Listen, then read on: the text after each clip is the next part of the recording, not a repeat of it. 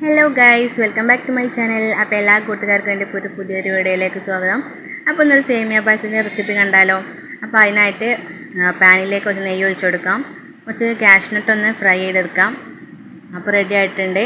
വേറെ പാത്രത്തിലേക്ക് മാറ്റി കൊടുക്കാം. ഇനി കുറച്ച് കിസ്മിസ് ഒന്ന് ഫ്രൈ ചെയ്തെടുക്കാം. അതൊന്ന് ഇളക്കി കൊടുക്കാം. അപ്പോൾ അത് റെഡി ആയിട്ടുണ്ട്. അത് നമുക്കൊരു വേറെ പാത്രത്തിലേക്ക് മാറ്റാം. ഇനി അതേ പാനിൽ തന്നെ കുറച്ച് സേമിയ വെർമിസെല്ലി നമുക്ക് ഫ്രൈ ചെയ്തെടുക്കാം. അപ്പോൾ അതിനായിട്ട് പാത്രത്തിലേക്ക് ഇട്ട് കൊടുത്തിട്ടുണ്ട്. നല്ലോണം ഒന്ന് ഇളക്കി കൊടുക്കാം.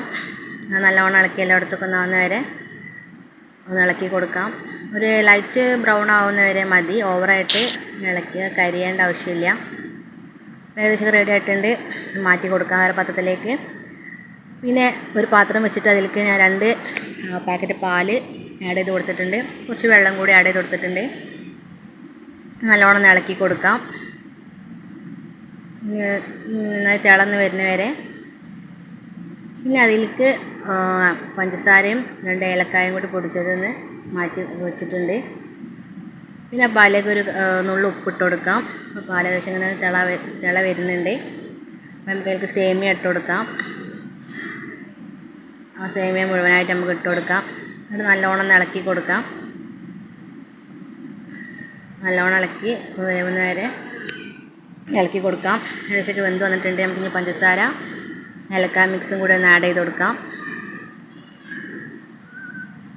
അപ്പോൾ പായസമൊക്കെ ഒന്ന് കുറുകി വന്നിട്ടുണ്ട്. ഇനി നമുക്കിതിലേക്ക് ആവശ്യത്തിന് മിൽക്ക് മെയ്ഡ് ആഡ് ചെയ്ത് കൊടുക്കാം. ഇത് വീണ്ടും നല്ലോണം ഇളക്കി കൊടുക്കാം. അപ്പോൾ നമ്മുടെ പായസമൊക്കെ ഏകദേശം റെഡി ആയി വന്നിട്ടുണ്ട്. ഇനി അതിലേക്ക് അണ്ടിപ്പരിപ്പും മുന്തിരിയും വറുത്ത് വെച്ച് ചേർത്ത് കൊടുക്കാം. ഇവിടെ വീണ്ടും നല്ലോണം ഇളക്കി കൊടുക്കാം. അപ്പോൾ നമ്മുടെ അടിപൊളി സേമിയ പായസം ഇവിടെ റെഡി ആയിട്ടുണ്ട്. വളരെ എളുപ്പത്തിൽ ഉണ്ടാക്കാൻ പറ്റുന്നൊരു പായസമാണ്. എല്ലാവരും ഒന്ന് ഉണ്ടാക്കി നോക്കണം. വളരെ സിമ്പിളാണ്, ടേസ്റ്റുമാണ്. വീഡിയോസൊക്കെ ഇഷ്ടപ്പെട്ടാൽ ലൈക്ക് ചെയ്യാനും സബ്സ്ക്രൈബ് ചെയ്യാനും ചാനൽ ഫോളോ ചെയ്യാനും മറക്കല്ല. Okay, by.